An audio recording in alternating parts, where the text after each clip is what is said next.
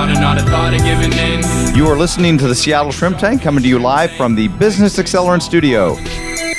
So for our listeners who maybe are entrepreneurs, they're spending a lot of time on a computer, at a desk, behind, launching their business. What are some of the tools that you would recommend outside of, I'll call them maintenance sort of things, outside of adjustments that you would do, that you'd like to see them put into place and into practice as part of a daily habit? Great question. Let me give a little preamble to this.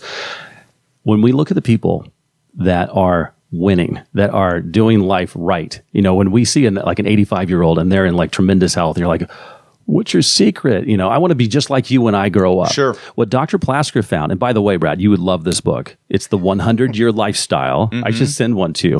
And it's by Dr. Eric Plasker. The book was written originally in 2007, and then it's been updated in 2013, second edition.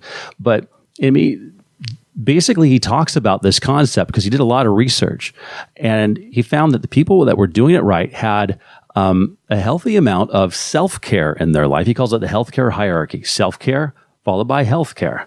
And then there's crisis care, which is the end. So self-care is doing the things that you know you need to do to be healthy that nobody else will do for you. No one's going to chew broccoli for you. No one's going to tell you to stand up straight. No one's going to, your mother did, but you don't have your mother for you. No one's going to, do those sorts of things that you know you need to do. Healthcare is doing the things that you know you need to do to be healthy that you cannot do for yourself. So, for example, you can brush your teeth, but you can't give yourself a thorough dental cleaning. You can watch your posture, but you can't give yourself a chiropractic adjustment. So, and then finally, crisis care is waiting for the crisis to happen. And we've kind of touched on that. If it ain't broke, don't fix it kind of mentality. So circling back to your question, what are some things that self-care, things that people can do to help them, if they're in a job that is stressful on their spines? One of the things that we know is that sitting, ironically, I got to sit down and relax. Sitting puts the most pressure on the lumbar disc than just about any other position. What wins the game here is varying it, changing it up. So have a stand-up desk. Don't sit for prolonged periods of time. Give yourself a chance to get up and move around. And what we find that is even if you give yourself just a slight break, like, let's say you have got this big, report to push out and you're behind the computer, if you could just say, and maybe every 40 minutes, I'm going to get up, I'm going to go, grab a file, I'm going to come back. And at least you gave you broke that continuity. And when we look at, say, years ago, 20, 30, 40, 50 years ago, nobody ever heard of carpal tunnel syndrome. This is a great example. Carpal tunnel syndrome is something that's relatively new.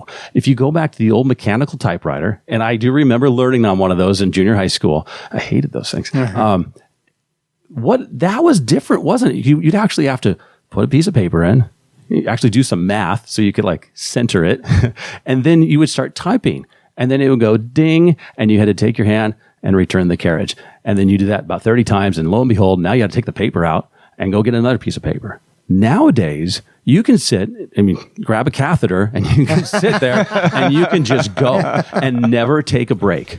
And that is where we start to see repetitive stress injuries build and build and build and build. And so that's an example of the risk, but it also goes for the spine as well.